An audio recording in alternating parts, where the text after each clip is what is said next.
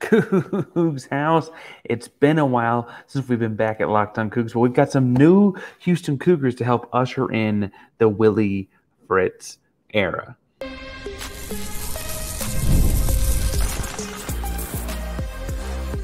You are Locked On Cougs, your daily podcast on the Houston Cougars, part of the Locked On Podcast Network, your team every day.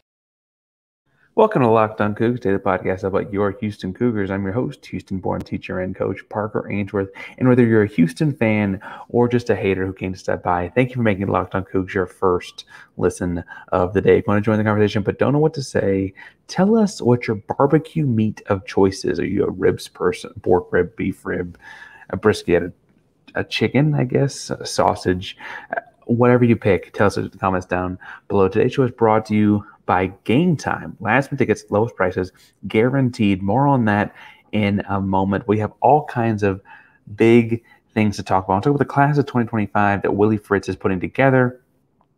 Yes, I think the weekend was highlighted by some losses kind of in that class.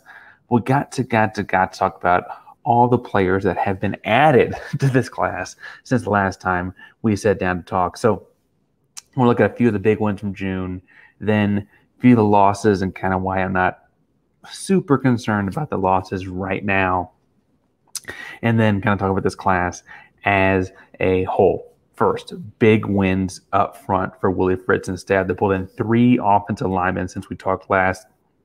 Demetris Dean is a 4-star interior offensive lineman, 6'4", 295 from Jasper, Texas. R.J. Lee is bigger than that at 6'8", 360. He's a 3-star tackle from Second Baptist in Houston. And Eythan Thompson is he was a 3-star on one recruit service, one a consensus 3-star, but a 3-star we're giving it to him because he was it somewhere at 6'4", 310 from Waco's La Vega High School. Now, what I like about this group right here of 3 offensive linemen that have committed since the last time we talked is that the interior guys with Thompson and Dean, when you watch their stuff on YouTube, are road grader types, like the kind of guards that get down blocks, guards that drive, very physical, aggressive at the point of attack, big-time playmakers in that sense. And think about what Kevin Barbe is going to try and do in the offense and with the strength of the offense is with, athletic quarterbacks coming in, Parker Jenkins, the running backs that we've got going on. All those kinds of things, you need that out of the guard play there on the offensive line. That's really important. Demetris Dean is a bully, and I mean that in the best football way possible. Obviously, he's a bully. So big deal there. The tackle, R.J. Lee, 6'8", 360, like legitimately the most moldable clay you could have. Played at Second Baptist. Some of his film was hard to tell because he's such a giant. How much of that's just him dominating because he's so big and a level of competition and so on, but he's clearly got some athleticism to him at 6'8", 360. I wonder if he's going to almost come down to closer to 330 by the time he's really playing and athletic at that tackle position. I say 6'8". I've seen him listed at 6'7", seen him listed at 6'9". He's a giant. R.J. Lee is a giant. He's coming to Houston. Big things of the offensive line there. On the defensive line, other side of the trenches, you've got most recently over the weekend, you had D.K. Mays out of Central Louisiana. He is a 3-star, 6'4", 250 edge rusher type. Joining him on the edge is going to be Sheldon Rice, a 3-star from Fulshear, another Fulshear guy coming in that connection that Houston's building.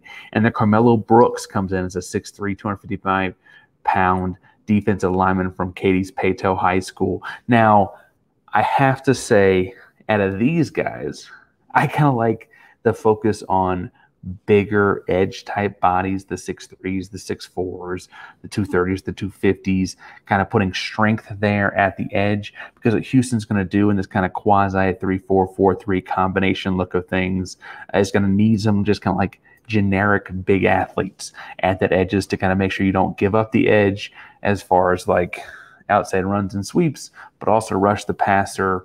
Houston's kind of got these guys that can do a lot of different things out there. I do think that at 6'3", 250, Brooks, he could come in to be more of a hand in the dirt in that 3-down lineman kind of look at that 4-tech head up on the tackle. He's certainly physical enough to do that. So we'll see what kind of things he does. But Mays and Rice are both tremendous in rushing the passer. Was surprised to see after watching this video that DK Mays is just a 3-star. I have to say it looked like to me he's got more of the 4-star kind of stuff in his attributes. 6'4", 250. I wouldn't be surprised to see him jump up a little bit by the time the class 2025 is done playing high school football. That's a lot of work in the trenches, and that's important. There are a couple of skill guys or skill-ish guys that are coming into Houston that play a couple other positions as well, mostly on the defense side of the ball. Jacob Bradford, safety, 5'11", 195 out of Baton Rouge. He's a 3-star safety and a hitcha type of safety. A hitcha type of safety is going to be a big deal for Houston. Seth McFarland is a 3-star, 6'2", 225-pound linebacker from Pine Tree High School in Longview, Texas. Honestly, kind of feel like he's more of the project type. Great instincts, plays good ball. I wonder if he's going to be like go from 6'2", 225 to 6'2", 205 and play safety, or to 6'2", 255 and play inside linebacker. Like I could see him going either direction. Makes a lot of great plays. And so it's just going to be how does he transform his body into a Big 12 body. Probably easier, honestly, to get to the inside linebacker at 240-ish and be a more traditional, like, 2004 inside run-stopping linebacker. But I do think he can do it. And I think, frankly, this defense needs at least one linebacker that can do that on the inside of it schematically. So I think that there's a spot for him, obviously. Jacory Thurman, 6'4", 213-pound athlete. And I say athlete because that's what his position's listed. He's from Worthing High School in Houston. And I feel like, honestly, positionally, he's going to be kind of positionless in the same way that rover spot for Houston's going to be positionless. He rushes the passer well. He gets after the quarterback well. He chases the quarterback once he's been flushed well. He's 6'4", 215 again. He's got those long strides. He also takes on blocks with his hands very well. I can already hear, though, Brian I texted a little bit. Brian Smith, Locked On's recruiting expert. And Brian thinks he might be more the tight end H-back type. That's his offensive position. He does do well with the ball in his hands, too. I think he's just so aggressive. He strikes me as more an in-the-trenches kind of defensive football player. So Jacory could be an either-way kind of athlete, but all these guys are making up the class of 2025. And I have to say, it's great to see Houston put so much focus in June, in all these big wins in June in the trenches. For folks that are new to the national recruiting scene, June is a big deal for the following year's senior class. They get their visits, they get their business taken care of early, and honestly, it's this open communication time between the schools and the players in a way that a lot of the year isn't between the end of last season and now. They have camps and stuff. You get kids on campus, get to work them out, and you want the kids want to get this done before they enter their senior year, and then you just focus on playing at that point, right? So getting commitments out of R.J. Lee, Demetris Dean, DK Mays, Carmello Brooks, these guys that have big goals for their senior year. Getting it set now is a big deal because then they can, keep that commitment to Houston, go on and play. Come December, they'll sign. They'll be at Houston. Some of them may even graduate early and come to Houston. I didn't see anyone marked as that at this point, but things can change on that, obviously, based on what they do academically this summer and so on, right? And so I feel excited about what Willie Fritz did this June. I want to talk some in the final segment, about what the class 2025 looks like, because it's really a pretty big deal. And I want to talk some about the losses and why I'm not so worried about the losses as well. But first, I got to tell you about Game Time, because I literally just used this this past weekend. Now, Game Time is the best place to pick up last-minute ticket deals wherever you're looking for tickets. You got all kinds of flash deals to get exclusive things as you get closer to the event, different zone deals, all kinds of things to help you with finding the best price for your tickets. They have all-in pricing, so there are no surprises, seat views for that venue, for that type of event. So you can say, I want to go to, Toyota Center for a concert. You can see exactly what it's going to look like for that kind of concert from that seat in that venue.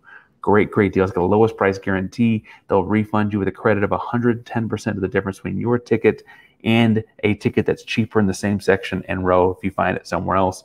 So download Game Time today and take the guesswork out of buying MLB tickets or whatever you're looking forward to the game time update, create an account, use code LOCKEDONCOLLEGE for $20 off your first purchase. Terms apply. Again, create an account and use redeem code LOCKEDONCOLLEGE, LOCKEDONCOLLEGE for $20 off. Download game time today. Last minute tickets, lowest prices, guaranteed.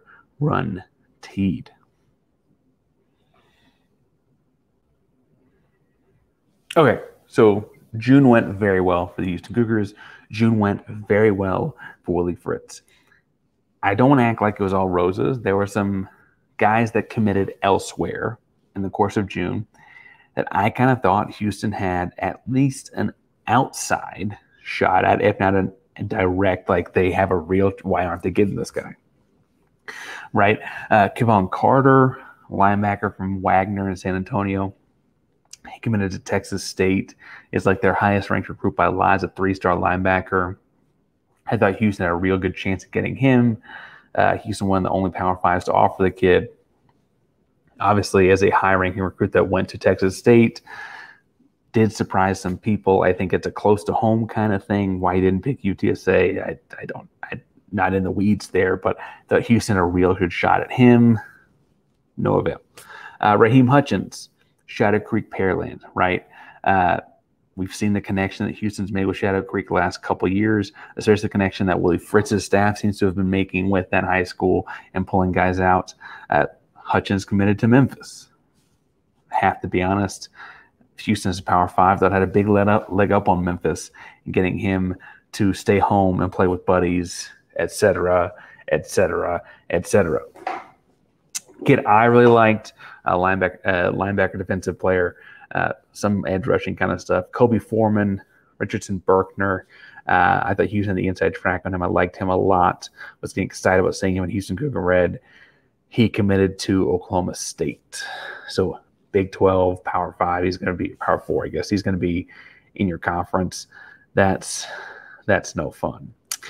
Fort Bend Marshall is a place that I think Houston has done a great job in connecting with. And it hadn't turned into a whole bunch of names yet as of the 2025 class. I thought Jacaden Ferguson would be one of those names. Jacaden Ferguson's a very talented wideout. Brian and I both talked about him being the game changer type of wideout for Houston if he committed, especially the quarterbacks you're bringing in the classes of 25, 26, and so on. The idea that you could bring in Jacaden Ferguson to go catch the football from those guys would be big time. He is going from Fort Bend Marshall to Kentucky, SEC bound. Now, we'll talk more about why that's not so worrisome for me in a minute, but that's anyway. He's going to Kentucky. Jalen Cooper, Ciplo Steele. I thought Houston might have gotten him. And I might have snagged him. He ended up going to SMU. So did Jermecco Green. Jermecco Green's running back from Conroe. Both of those guys headed up the road to SMU. Have to be honest, kind of thought Houston had the upper edge on Jermecco. Now, the running back room's a little crowded.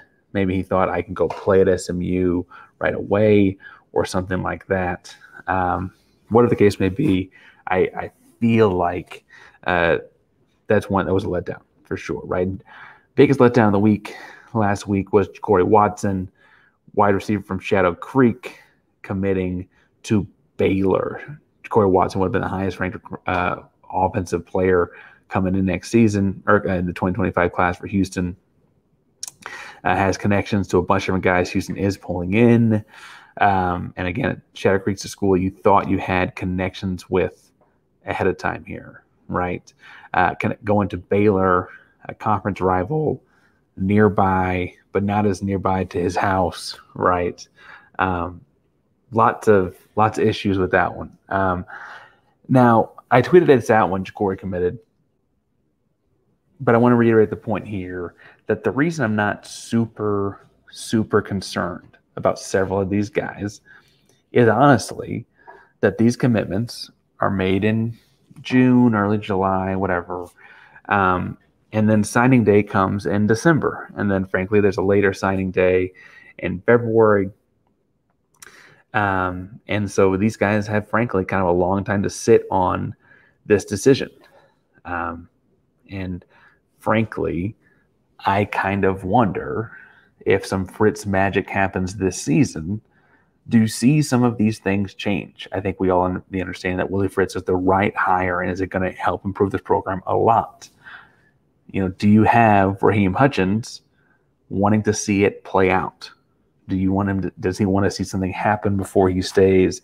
Does Ja'Caden Ferguson say, you know what, Kentucky may be in the SEC, but it's not the Alabamas of the world? Am I going to look at going out to Kentucky, or do I want to stay and play for this guy and what he's building in my backyard in Houston, right? And then further, Kentucky and Memphis are, a couple things. But Baylor and SMU, where you're losing Ja'Cory Watson, Tremeco Green, those programs are very different places because they're kind of close to being in flux. Drake Tolle's done a great job at Locked On Big 12 talking about it. But frankly, the ACC, where SMU thinks they're headed, could very well be falling apart with whatever the outcome of this Florida State and Clemson lawsuit ends up being with the conference. If the whole thing falls apart, does SMU get an invite to a Power 4 conference?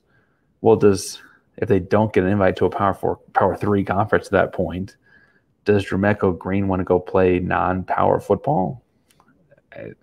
I don't know. I don't know that that's the case, especially if he's from Conroe, right? Would he leave home to go play in a non-power conference when he had the option to stay home and play, right? I think that it's worth keeping an eye on how that whole situation plays out, because the faster that gets decided, the more it's going to play into these guys' decisions before signing day, right? This is a verbal commitment. This is not a binding commitment by any stretch on their end or the school's end, for what it's worth, right? And then Ja'Cory Watson to Baylor. And I would say it's about any Baylor recruit, but certainly about any Baylor recruit that I think Houston would do very well with, and that is obviously Ja'Cory.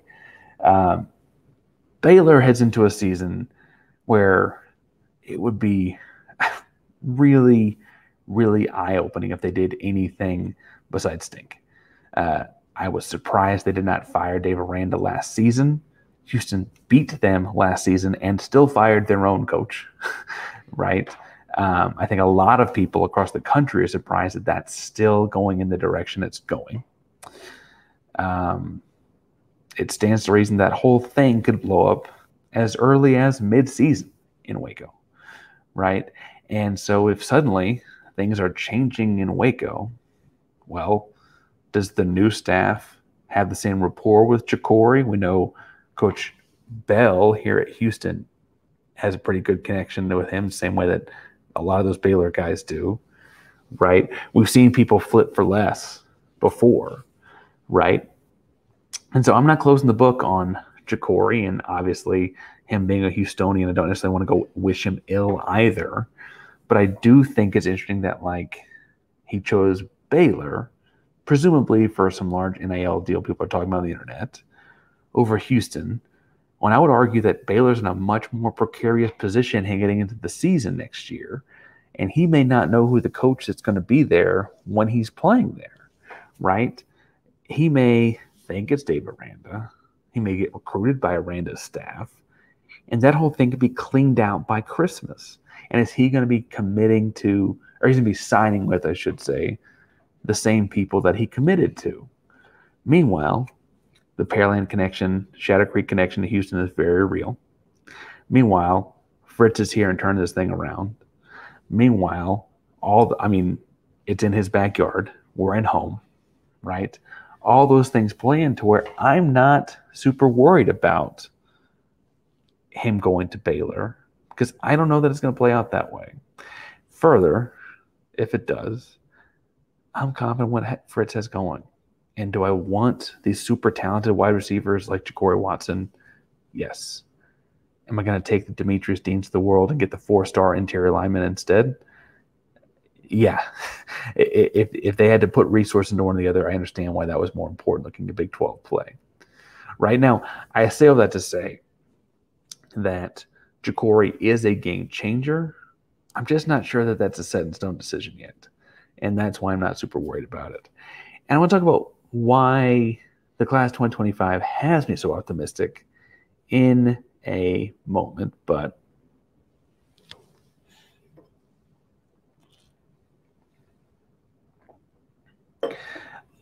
Class 2025 for Houston shaping out to be one of the best it's ever had. Right? Per 24/7's, per 24/7's, looking at every class they've had since they've been keeping the data.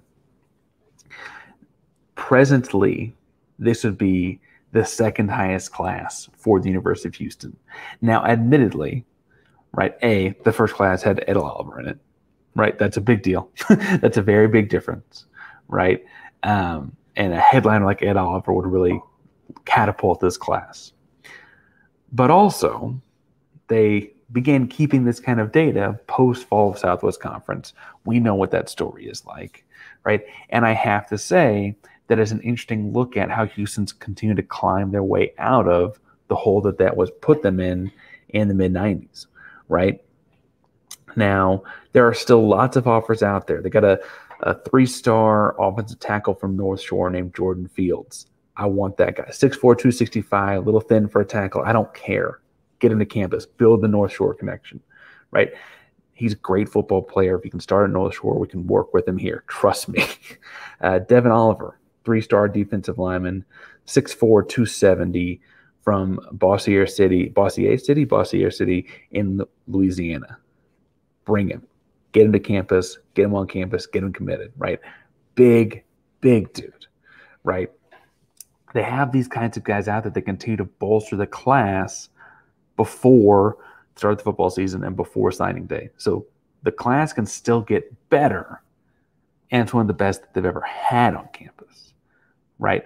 Nationally, they're presently 43rd overall on 24/7, 46th overall on Rivals, and 50th overall on On3. In the Big 12 specifically, 24/7, On3 both have them at 8th, and Rivals has them at 9th in the conference. That's not bad when you just consider your head coach just got to campus 7 months ago, right? Things are turning around and turning around quickly. Fritz gets commits. He just does. And he gets some of the best kids from Texas and Louisiana to commit to coming to Houston and adding to the football program. Now, we'll see who holds on between now and signing day. I have a feeling a lot of these guys are, because there's an understanding that, this fall might be rough, but you're going to be the kid that comes in and turns it around. That's been part of the sales pitch, right? That this thing's going to get turned around. And that implies that it's in a bad spot. You wouldn't be turning around if you were in a good spot, right? And I think that that's why you'll see a lot of these kids follow through with the commitment and sign when signing day comes. The other thing I think that's interesting is that Fritz is doing this where he's maybe not getting a ton of he got in 2026, he got Keyshawn Henderson, which is a whole different deal. But doesn't have a whole lot of the game-changing 5-star kind of guys at the top, like the Ed Oliver. Instead, the lowest guys he's looking at, he isn't offering people below like solid starter type players, right? He's looking at 3 stars and better across the board. And that's elevating the floor of the program in a way that is clearly showing up in the way that this program is ranked, right? We're not even talking about the way that I mentioned Aranda could get fired, but who knows what happens with Gundy in Oklahoma State? Does he ever hang it up and retire up there, right? Does Dion get the Florida State or an NFL job, right? Like, where do these other things happen in the Big 12 that open doors for other recruits, right? The class 2025 is interesting because it's also the first look we get at what Fritz does with a full calendar year. He works some magic to make the class 2024 better than it was. He kept most of the commitments from the Dana Holgorsen era and then added a few of his own, did some work in the transfer portal with some, high risk, high reward kind of guys. And a couple of those look like they're going to pan out after the spring game. The roster's coming together, and you're seeing the kinds of things he's valuing in this 2025 class when he has the full year. Big guys in the trenches. Lots of offers out there to linemen. And linemen with size. I mentioned RJ Lee, 6'8", 360. 6'8", 360. Demetris Dean, 6'4", 295, right? Jordan Fields, 6'5", 265, right? Big guys getting offers in Houston, and that's where the focus is. That's where the rebuild's coming, and that's where Fritz and company appear the most focused. I think that's the way to do it. When you look at the things that hurt Houston their first year in the Big 12, it was not just linemen. It was not just the guys playing, because I'd argue that actually some of those guys are very good, but the depth, the fact that TCU could roll out with three deep for their defensive line, right? First, second, third string, right? Second half, they got worn out. Texas Tech played nine guys across their 8 defensive lineman spots, or across their 4 defensive lineman spots. That's more than the 2 deep. That would be 8, right? That's a depth and rotation, and continuing to add linemen in on Houston side's really, really important. Now, it's important if they're going to keep following it. Hoping to get Brian on very, very soon to talk to him recruiting, because June was nice to Houston. But I want to wrap up the episode by saying, A, thank you for sticking with us through a time we didn't have a whole lot of content coming out. We were at first on vacation. Told you guys that was coming. That would be kind of sporadic content throughout vacation. Then we suddenly had to go to a funeral in small town Texas, so we had to fly back from vacation, go to that funeral, be with family, etc. Then the car was still out in Utah, so we had to go back to vacation to get the car, get the dog, etc., and work our way back. That is all to say that it is currently the wrapping up of quite an adventure here at Locked On Cougs, and we appreciate you sticking with us. We're bringing the Houston Cougars a lot this week, wrapping up with a lot of content throughout the entirety of July and into August, previewing what we hope is a great, fun start to the Willie Fritz era in football, Paris Olympics, and a bunch of Houston athletes in the Paris Olympics, representing Speed City to the fullest, to say the least. We've got Summer League basketball with a bunch of Houston Cougar alumni in it, the basketball tournament itself with a bunch of Houston Cougar alumni team in it. All kinds of fun things here at Locked On Cougs. Make sure you subscribe, hit the bell so you get notifications when we go live. Locked On Cougs is a proud member of the Locked On Podcast Network. It means your team every day. Go Cougs.